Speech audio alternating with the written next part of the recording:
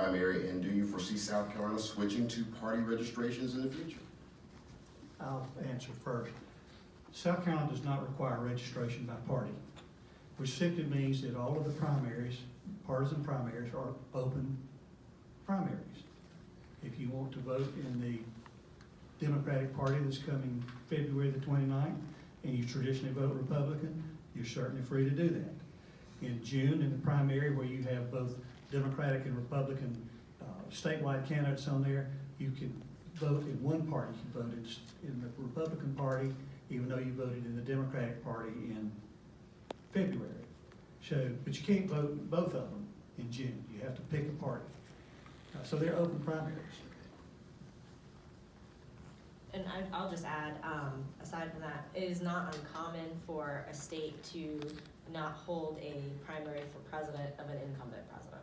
And so that kind of came up a little bit about why are some states not holding Republican primaries, but a lot of states didn't hold Democratic primaries when Obama ran for re-election as well. So that's not a completely unheard of sort of a thing. So in a case like this, would that, obviously that tenders to hurt other would-be Republican candidates. Is that a safe assessment? Yeah. Sure. Because we do have, I think we do have some other persons running under that for the nomination for the Republican Party. Historically speaking, what can South Carolina primaries, what can South Carolina primaries, the outcomes tell us about the decisioning or the deciding or the future outcome of presidential elections?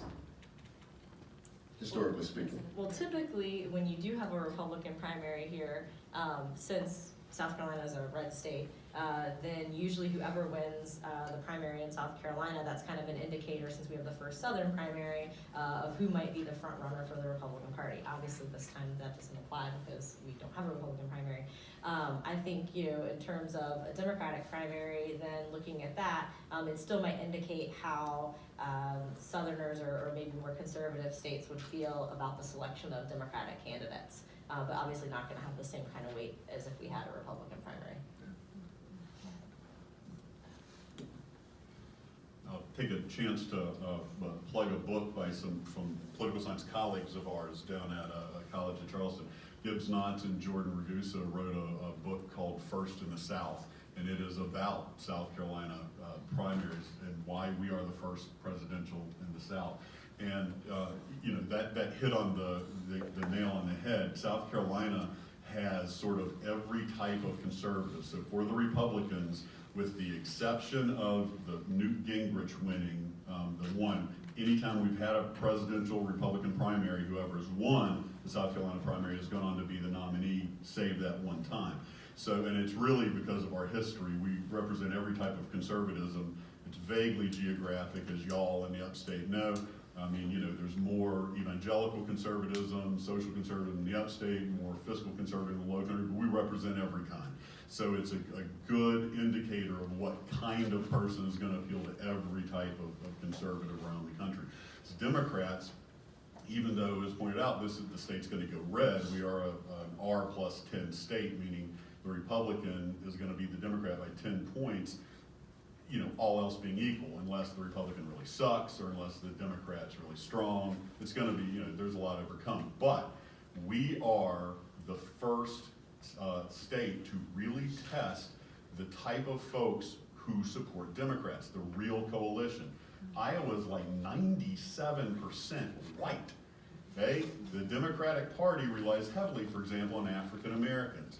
African Americans, make up about 29% of South Carolina, but they're 2/3 of the Democratic presidential primary vote in South Carolina.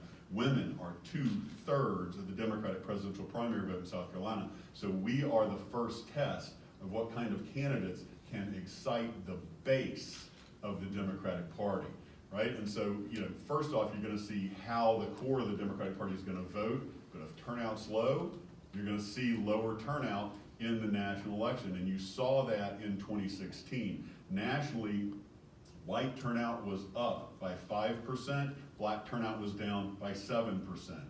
So while Hillary Clinton just, beat the socks off Bernie Sanders by nearly 50 bloody points, By the way, Martin O'Malley, anybody remember him? Also ran for president. Beat Bernie by 50 points. He did not excite the Democratic base she did not excite the Democratic base as much.